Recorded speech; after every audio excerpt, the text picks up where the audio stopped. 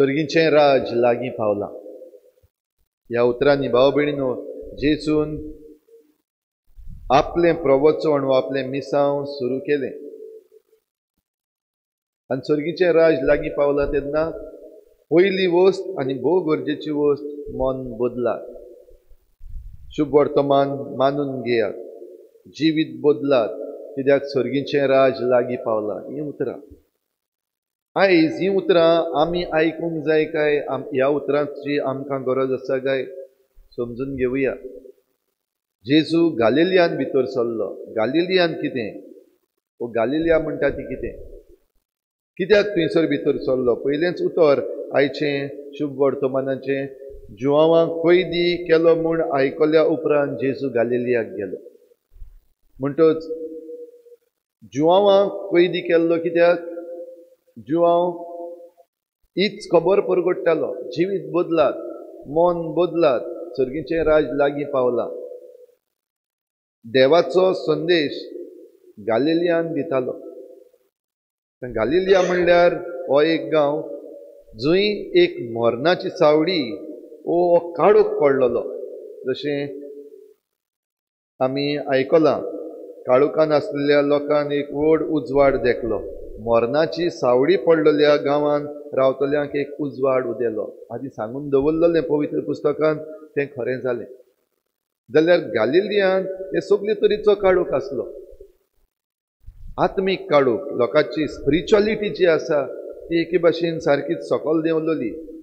कितेंय करतालो लोक, कोणाच्याय फाटल्यान वेतालो, देवाक विस्वाशी रावनासलो. समाजीक काळोख पडलेलो.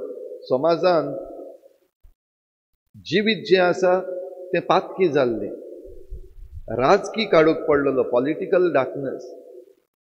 तातूंत हे जे लोक आसात गालिलियाचे एके भाशेन सांडून गेल्ले, तांचे मदें दुस्फोट जाय तो घालपाक प्रयत्न चलतालो.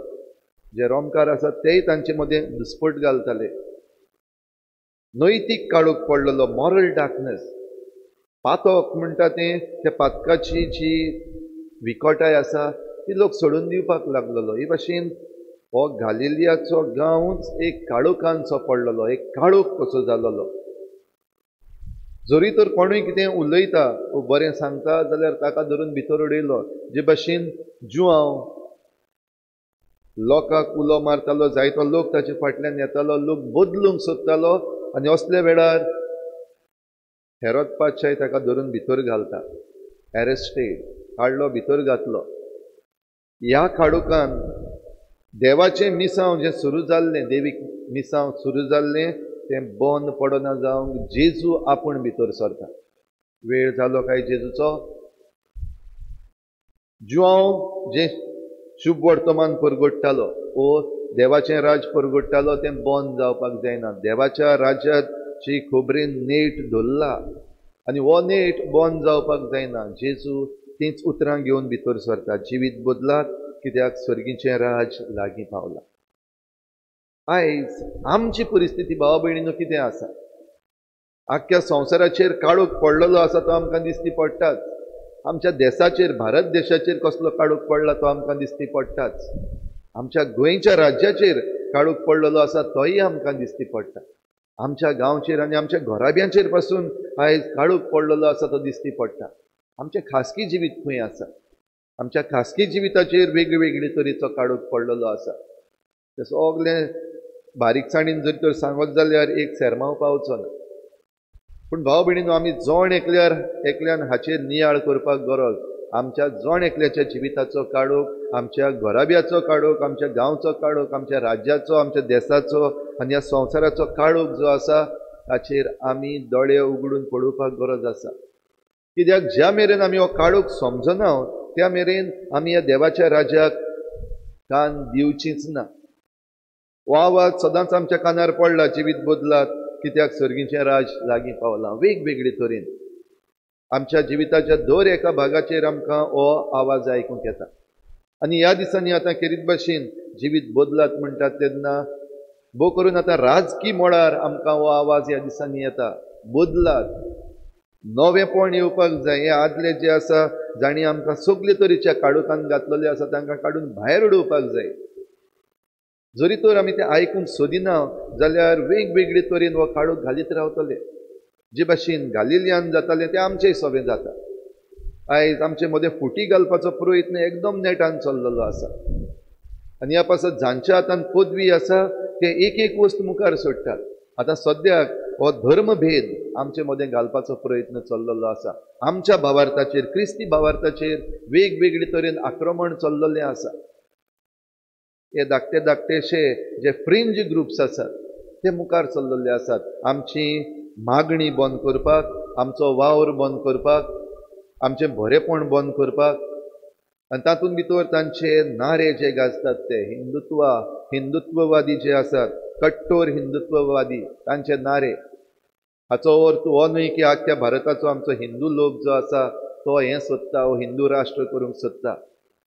पूण आयज हे आमचे हिंदू भाव भयणां आसात तांणी खरीत भाशेन आयज आपले दोळे उगडपाची गरज आसा. हो संदेश जरी तर तांकां पावता जाल्यार हो तांकां पावूनी. काळोख आख्या राष्ट्राचेर येवपाक लागलेलो आसा आनी हो काळोख हाडूंक हिंदू धर्माचो उपयोग केल्लो दिसती पडटा. हिंदू राष्ट्र हाचो उपयोग केल्लो दिसती पडटा. कोण करतात? जांकां हो काळोख उरत जाल्यार फायदो आसा ते करतात. आयच्या पयल्या वाचपान आमी आयकता भाग्योन जुआंव आमकां चीट बरोवन सांगता हो संदेश, काळोखाचो संदेश आसा तो कोणाचो? तो क्रिस्त विरोध्याचो. क्रिस्त विरोधी आयिल्लो आसा आनी हो काळोख आनिकूय पसरावपाक जायतो प्रयत्न चालू आसा. आमी कोणाचें आयकतले? भाग्योन जुआंव सांगता आमी असल्याच्याच फाटल्यान गेले. जे कोण काळोख घालपाक सोदतात, क्रिस्त विरोधी आसा, तांचे फाटल्यान आमी वेता, तांचेंच आयकता आनी तांचें आयकून आमचे मदें फुटी आमी घालीत आसा. भाव भयणीनो, दिसतें जरी तर आमी आमच्या मनान हाडलें 2023 हें वर्स वो 2024 हें वर्स, आतां जेन्ना आमी 2022 पावल्लीं आसा, सिवील वॉर आमच्या देशांत समज जालें, कितें जातलें काय? सिवील वॉर जायत जाल्यार आमचेंच निसंटन जातलें, आनीक दुसऱ्याचें कोणाचें जावचें ना, आमचे परचेचें निसंटन जातलें. आनी जे भाशेन वस्तू चलतात ह्याच कारणाक लागून ह्यो सगल्यो वस्तू घडटात काय? मुद्दम चाळोवन घालपाचे, मुद्दम फुटी घालपाच्यो, मुद्दम त्रास दिवपाचे, आमचे देशाचें जें कॉन्स्टिट्यूशन आसा ताचेर आड वचत रावपाचें. आनी जांच्या हातान पदवी आसा, आमचो सरकार आसा, तांणी आपलें तोंड बंद करून रावपाचें. तातूंत भितर आमचेच जे आसात, आमचे कॅथलीक MLA म्हणटात ते, तांचे तोंडां उगडच ना. आपल्या धर्मा पासतूय उगडना, आपल्या राज्या पासत, देशा पासतूय उगडना.